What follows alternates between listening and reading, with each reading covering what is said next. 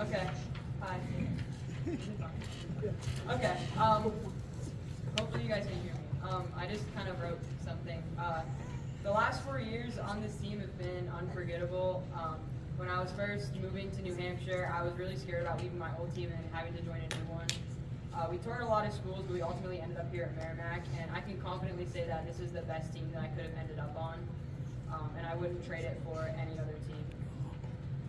In fact, the only reason I'm standing up here right now is because of them, because I had no intention on returning my junior year until I had multiple of them, some more aggressively than others, come up to me, begging me to not quit and stay on the team. And because of that, I'm here. As you know, I've battled a lot of injuries throughout my 4 years, so much so that when someone gets hurt, they literally refer to it as pulling an Emily. I won't forget the time that Mitch dislocated his knee, and I asked him if he was okay, and he just said, "I pulled a U." These injuries made it really hard for me to want to continue, and I started to lose my why. I started questioning why I was even showing up anymore, but the support of my teammates, coaches, family, and my grandma offering me money every time I won a self-match tournament, I was able to end my high school career with 2 state titles. And although I'm leaving, I've made the most out of the 4 years. As for the freshmen, I encourage none of you guys to give up on this sport because it has a lot to give as you improve and grow. If the seniors can make it through having to wear masks and for whatever reason not being able to shake hands with our opponents before wrestling with them for 6 minutes, you guys can do it, I promise. Just embrace it in the moment because even though the 14-hour-long tournaments seem like the worst experience ever, you will make memories and friends along the way that you will never forget. With that being said, I want to say a couple thank yous. The biggest, obviously, to my mom for sitting with me at tournaments for hours, to watch me wrestle, even if it's just a match or two, driving in terrible weather conditions just so I could wrestle.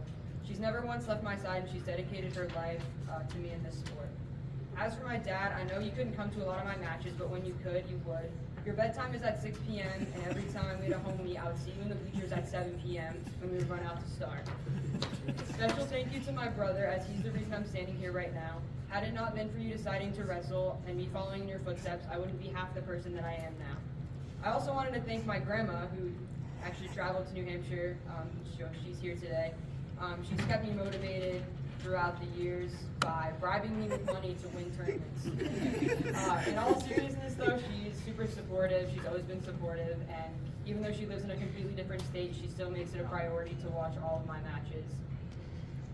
Thank you to my amazing teammates who have helped and encouraged me so much along the way. When I started to lose my passion, you never failed to snap me back to reality and remind me that I wouldn't want to dedicate my life to anything else. Special thank you to Avery for keeping me sane and saving me from being all alone on a team of high school boys. Having someone to relate to and train with was truly a saving grace. Thank you to the Booster Club for giving so much of their time and helping us plan and pay for so much events. They do a lot for our team, so thank you to them. Lastly, thank you to the coaches who have been there since day one. Dom, I'll never forget the time you made me laugh in my quarterfinals match, or how often you yelled at me in the weight room for not going up in weight. Terrio, I'll never forget the time you sat through a tournament with me on your girlfriend's birthday just to have me not wrestle until 4 p.m. and then have me wrestle twice. As for Zach, I know that my inability to move on bottom drove you insane, but luckily for you and me both, I won't have that problem next year, as I will not be having to move on bottom.